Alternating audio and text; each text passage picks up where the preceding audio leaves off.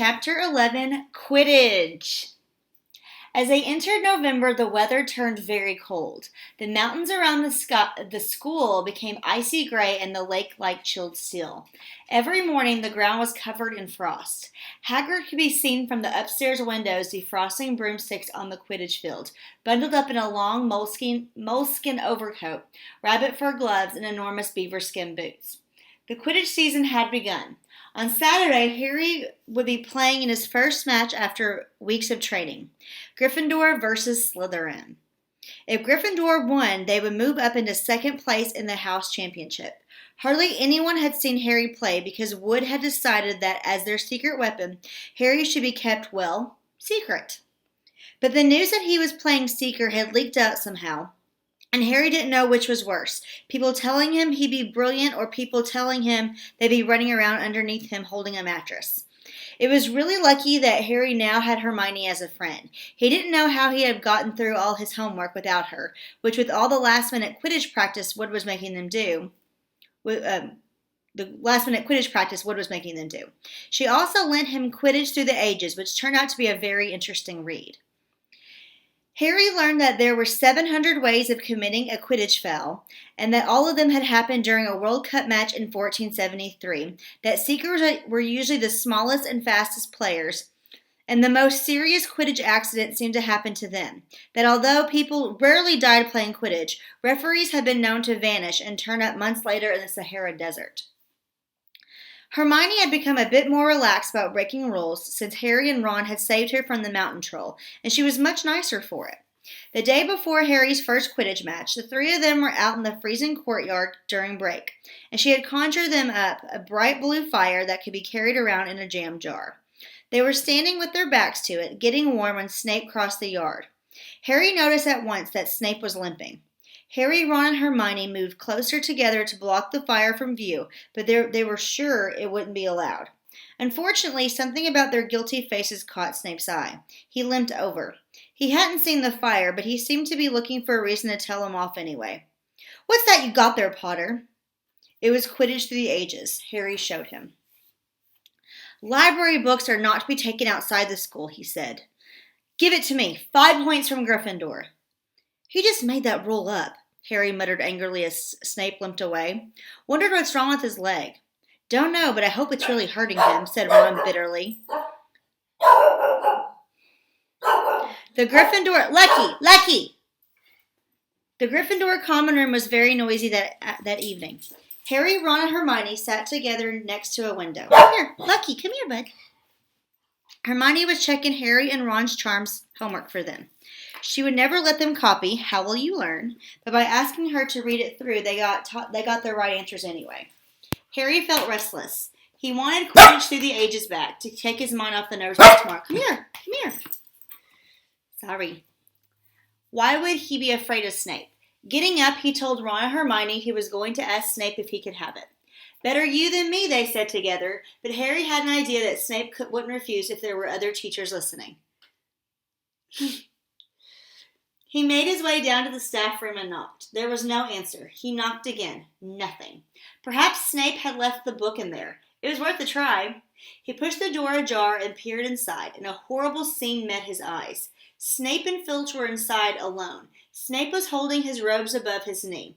One of his legs was bloody and mangled. Filch was handling Snape's bandages. "Blasted thing," Snape was saying. "How are you supposed to keep your eyes on all 3 heads at once?"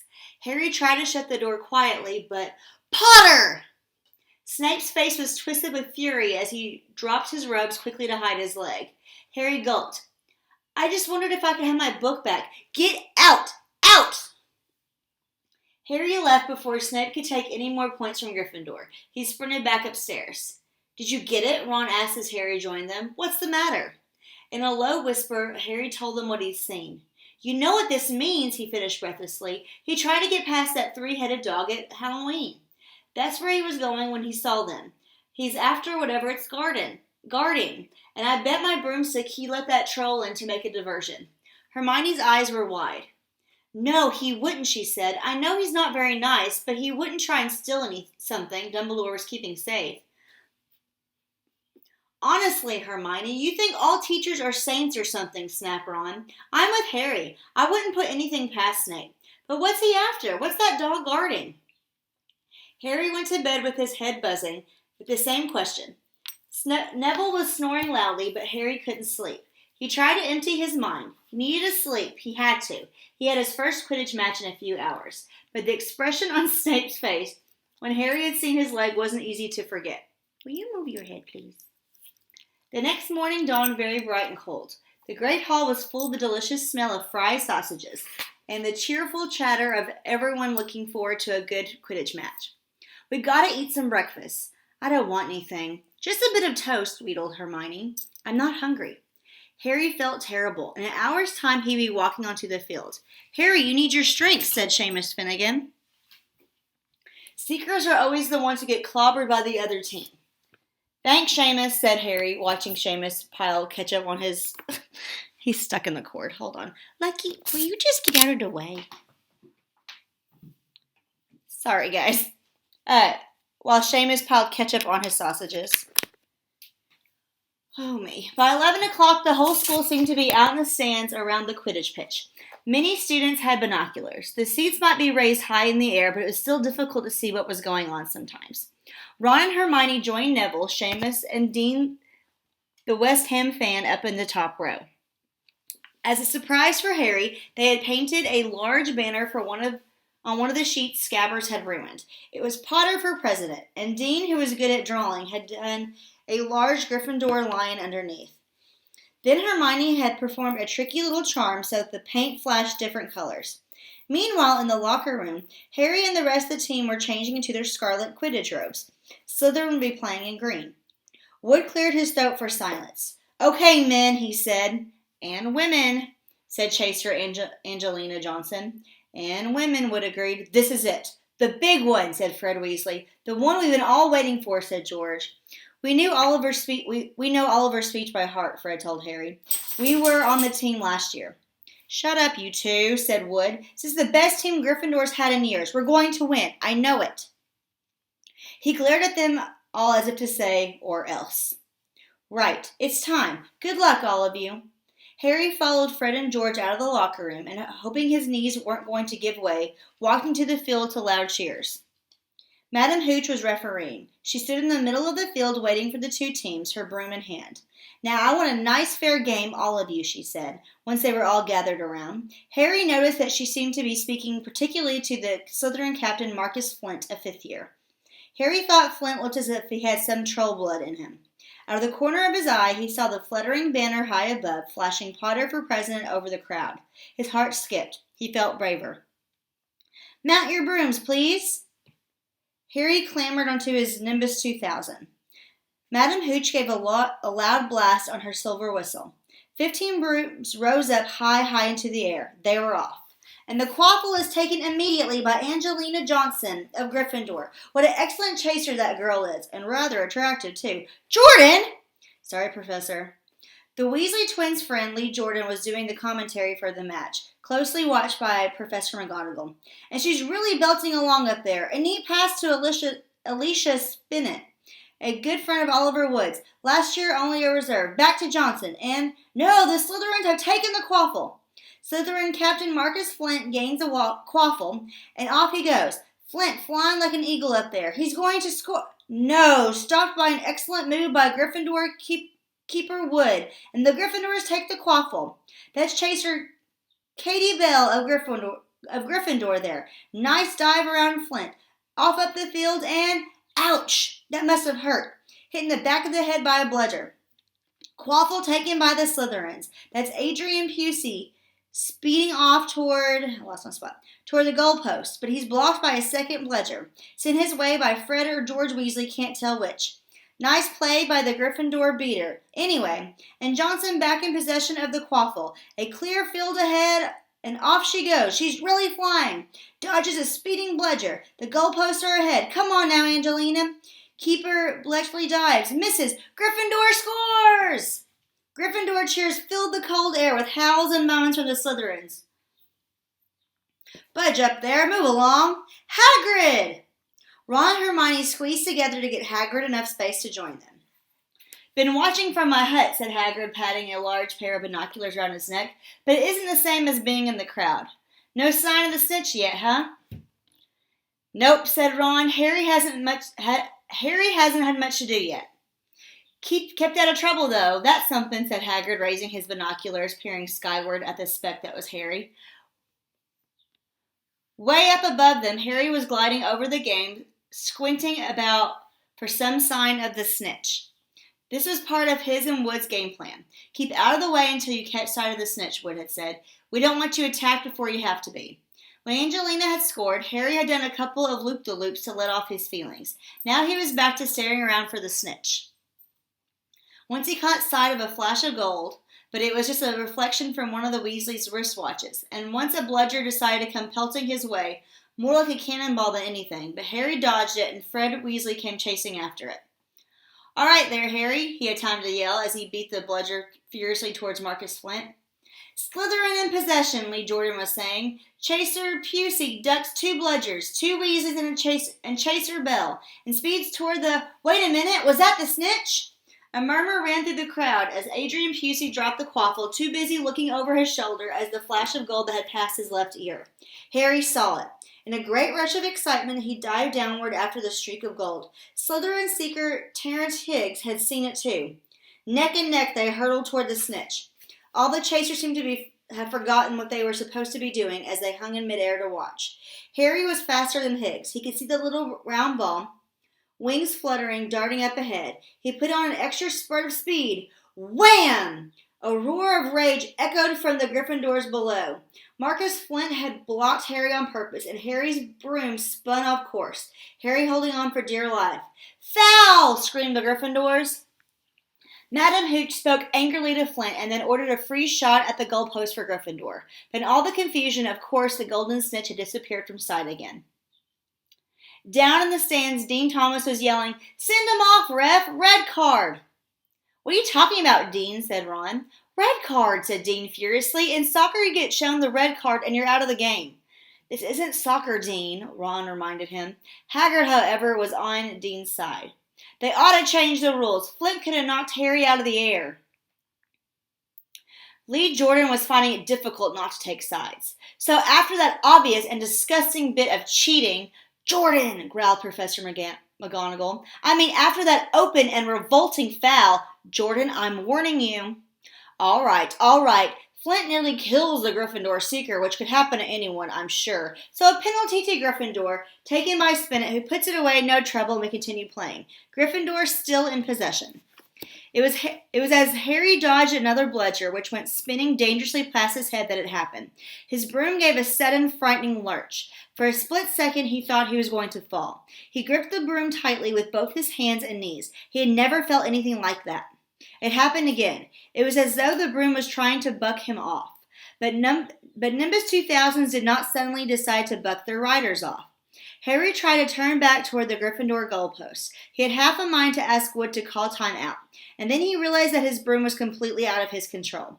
He couldn't turn it. He couldn't direct it at all. It was zigzagging through the air, and every now and then making violent swishing movements that almost unseated him. Lee was still commentating. Slytherin in possession, Flint with the quaffle, passes Spinnet, passes Bell, hit hard in the face by a bludger. Hope it broke his nose. Only joking, Professor. Slytherin score. Oh, no. The Slytherins were cheering. No one seemed to have noticed that Harry's broom was behaving strangely. It was carrying him slowly higher away from the game, jerking and twitching as it went. Don't know what Harry thinks he's doing, Hagrid mumbled. He stared through the binoculars. If I didn't know better, I'd say he lost control of the broom. But he can't have. Suddenly people were pointing up at Harry all over the stands. His broom had started to roll over and over, with him only just managing to hold on. Then the whole crowd gasped. Harry's broom had given a wild jerk, and Harry swung off of it. He was now dangling from it, holding on with only one hand. Did something happen to him when Flint blocked him? Seamus whispered. Can't have, Hagrid said, his voice shaking. Can't nothing interfere with the broomstick except powerful dark magic. No kid could do that to a Nimbus 2000. At these words, Hermione seized Hagrid's binoculars, but instead of looking up at Harry, she started looking frantically at the crowd. "What are you doing?" moaned Ron, gray-faced. "I knew it," Hermione gasped. "Snape, look." Ron grabbed the binoculars. Snape was in the middle of the stands opposite them. He had his eyes fixed on Harry and was muttering nonstop under his breath. "He's doing something, jinxing the broom," said Hermione. "What should we do?" "Leave it to me." Before Ron could say another word, Hermione had disappeared. Ron turned the binoculars back on Harry. His broom was vibrating so hard it was almost impossible for him to hang on much longer. The whole crowd was on its feet, watching, terrified, as the Weasleys flew up to try and pull Harry safely onto one of their brooms. But it was no good. Every time they got near him, the broom would jump higher still. They dropped lower and circled beneath him, obviously hoping to catch him if he fell. Marcus Flint seized the quaffle and scored 5 times without anyone noticing. "Come on, Hermione," Ron muttered desperately. Hermione had fought her way across to the stand where Snape stood and was now racing along the row behind him. She didn't even seem to say sorry as she knocked Professor Quirrell headfirst into the row in front. Reaching Snape, she crouched down, pulled out her wand, and whispered a few well-chosen words. Bright blue flames shot from their wand onto the hem of Snape's robes. It took perhaps 30 seconds for Snape to realize that he was on fire. A sudden yelp told her she had done her job. Scooping the fire off him into a little jar in her pocket, she scrambled back along the row. Snape would never know what had happened. It was enough. Up in the air, Harry was suddenly able to clamber back onto his broom. "Neville, you can look," Ron said. Neville had been sobbing into Hagrid's jacket for the last 5 minutes. Hagrid was speeding toward the ground when the crowd saw him clap his hand to his mouth as though he was about to be sick. He hit the field on all fours, coughing, and something gold fell into his hand. "I've got the snitch," he shouted, waving it above his head, and the game ended in complete confusion. "He didn't catch it, he nearly swallowed it." Flint was still howling 20 minutes later, but it made no difference. Harry hadn't broken any rules, and Lee Jordan was still happily shouting the results. Gryffindor had won by 170 points to 60. Harry heard none of this, though. He was being made a cup of strong tea back in Hagrid's hut with Ron and Hermione. "It was Snape," Ron was explaining. "Hermione and I saw him. He was cursing your broomstick, muttering he couldn't take his eyes off you." "Rubbish," said Hagrid, who hadn't heard a word of what had gone on next to him in the stands. "Why would Snape do something like that?" Harry, Ron, and Hermione looked at each other, wondering what to tell him. Harry decided on the truth. "I found out something about him," he told Hagrid. "He tried to get past the 3-headed dog on Halloween. It bit him. We think he was trying to steal whatever it's guarding." Hagrid dropped the teapot. "How do you know about Fluffy?" he said. "How do you know about Fluffy?" he said. "Fluffy? Yeah, he's mine. Bought him off a Greek chappie I met in the pub last year. I lent him to Dumbledore to guard the—" "Yes," said Harry eagerly. "Now don't ask me any more," said Hagrid gruffly. "That's top secret, that is." "But Snape's trying to steal it." "Rubbish," said Hagrid again. "Snape's a Hogwarts teacher. He'd do nothing of the sort." "So why he just try and kill Harry?" cried Hermione. The afternoon's events certainly seemed to have changed her mind about Snape. "I know a jinx when I see one, Hagrid. I've read all about them. You gotta keep eye contact, and Snape wasn't blinking at all. I saw him." "I'm telling you, you're wrong," said Hagrid hotly. "I don't know why Harry's broom acted like that, but Snape wouldn't try and kill a student. Now listen to me, all 3 of you. You're meddling in things that don't concern you. It's dangerous. You forget that dog, and forget what it's guarding. That's between Professor Dumbledore and Nicholas Flamel." "Aha!" said Harry. There's someone called Nicholas Flamel involved, is there?" Hagrid looked furious with himself. Okay, so that's the end of that chapter. I'll see you guys. Today's Friday, so I'll see you on Monday and read another chapter. Bye.